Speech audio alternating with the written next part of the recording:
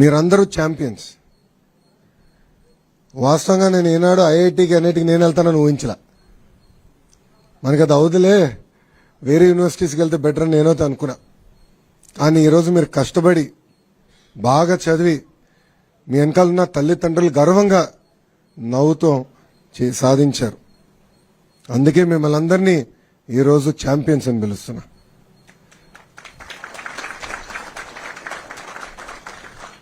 నాకు ఛాలెంజ్ అంటే బాగా ఇష్టం.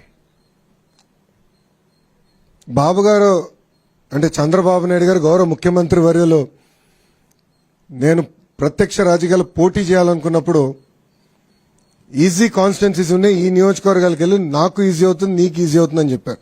నేను తీసుకోవాలా.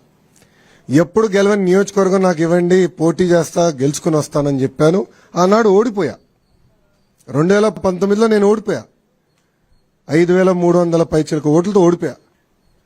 కానీ ఓడిపోయిన రోజు దగ్గర నుంచి మన ఎన్నికలయ్యే వరకు అంటే 5 సంవత్సరాలు అక్కడనే కష్టపడ్డా, అక్కడనే పోరాడా, ఒక ఛాలెంజ్ తీసుకుని ఎట్టి పరిస్థితుల్లో మళ్ళీ గెలవాలి అన్న లక్ష్యంతో పనిచేశా.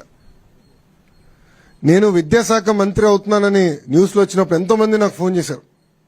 ఎందుకు సార్ అంత కాంప్లికేటెడ్ శాఖ, ఐటీ ఇండస్ట్రీస్ ఎన్ని ఈజీగా ఉంటాయి, మీరు అదే తీసుకోండి, ఇది మీకు కష్టమైన పని అని చెప్పారు. కానీ నేను ఒప్పుకోలా.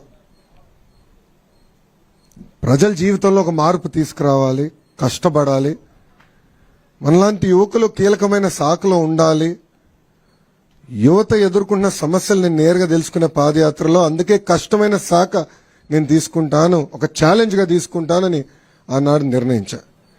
ఇది మీ అందరికి ఎందుకు చెప్తున్నానంటే జీవితంలో మనకు అనేక పరీక్షలు పెడతాడు దేవుడు, అన్ని రకాల పరీక్షలు పెడతాడు, కానీ జయించే శక్తి కూడా మనకిస్తాడు. కలిసికట్టుగా మనందరం పోరాడితే ఎవ్రీథింగ్ ఇస్ పాసిబుల్. ఈరోజు మన ప్రభుత్వం ఒక లక్ష్యంతో పనిచేస్తుంది. పేదరికం లేని ఆంధ్ర రాష్ట్రం, రాబోయే 5 సంవత్సరాలు 20 లక్షల మందికి ఉద్యోగాలు కల్పించాలనేది ఒక లక్ష్యంగా పెట్టుకున్నాం. నేను ఇతర రాష్ట్ర మంత్రులతో మాట్లాడా, అమెరికాలో ఉన్న లెఫ్టినెంట్ గవర్నర్స్తో మాట్లాడా. వాళ్ళందరూ ఆశ్చర్యపోతున్నారు, ఇన్ని ఉద్యోగాలు మీరు చేయగలుగుతారా అని, తీసుకురాగలుగుతారా అని. గతంలో తీసుకొచ్చాం, మేము చూపించాం. గతంలో 5 సంవత్సరాల్లో దాదాపు 7 లక్షల ఉద్యోగాలు తీసుకొచ్చాం. సో ఒక లక్ష్యంతో పనిచేస్తున్నాం. దాంట్లో భాగంగా కేజీ నుంచి పీజీ వరకు విద్యలో సంస్కరణలు తీసుకురావాలి, మార్పు తీసుకురావాలి లక్ష్యంతో ఒక బాధ్యత నేను స్వీకరించాను.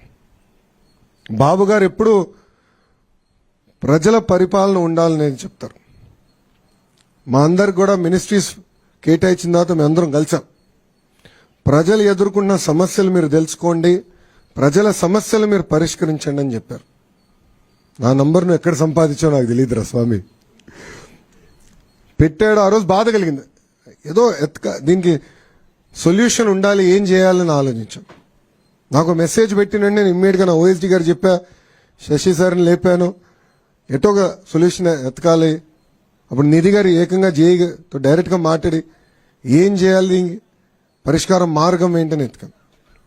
2-3 సార్లు మీతో మాట్లాడడం కూడా, ఏంటి వాట్ ఈస్ ద సొల్యూషన్ అని. సో మన అందరిలో ఆ శక్తి ఉంది.